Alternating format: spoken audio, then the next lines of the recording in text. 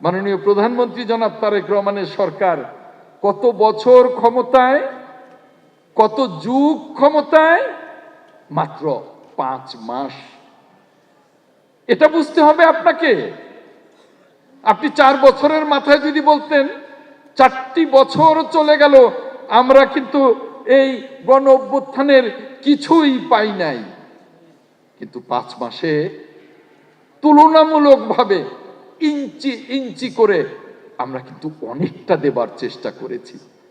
মাননীয় প্রধানমন্ত্রী জনাব তারেক রহমানের নির্দেশে গণ অভ্যুত্থানের প্রত্যেকটা শহীদ, প্রত্যেকটা জুলাই যোদ্ধা, আহত, পঙ্গু, অন্ধ, প্রত্যেকের পাশে দাঁড়াবার জন্যে মাননীয় প্রধানমন্ত্রী জনাব তারেক রহমানের নির্দেশে মুক্তিযুদ্ধ মন্ত্রণালয় জুলাই অধিদপ্তর আমরা প্রতিষ্ঠা করেছি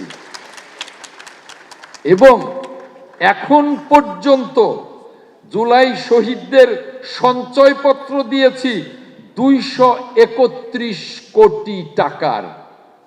আমরা জুলাই শহীদদের ভাতা দিয়েছি 18 কোটি টাকা। আমরা জুলাই যোদ্ধাদের এককালীন অনুদান দিয়েছি 214 কোটি টাকা।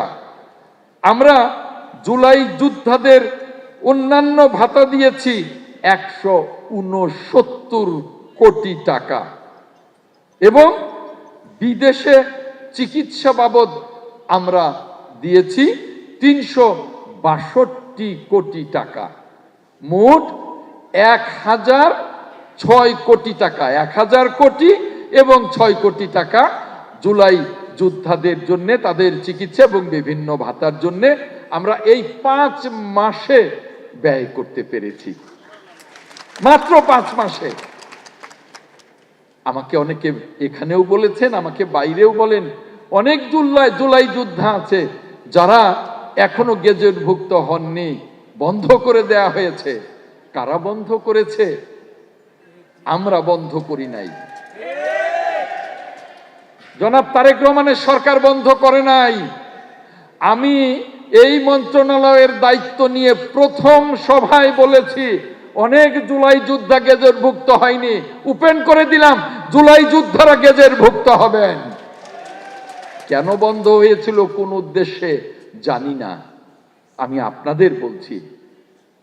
যেমনি ওই 71-এর মুক্তিযুদ্ধের পর গত ফ্যাসিবাদের 18 বছরে প্রায় 85,000-এর উপরে অমুক্তিযোদ্ধা বা ভুয়া মুক্তিযোদ্ধার একটা ফ্যাক্টরি ছিল, সেখান থেকে বের করে এই এত ভুয়া মুক্তিযোদ্ধা তারা তৈরি করেছে। আর অনেক মুক্তিযোদ্ধা বিএনপি সহ বিরোধী দলের বলে বাদ দিয়েছে। আমরা কোন জুলাই যোদ্ধাকে বাদ দেব না,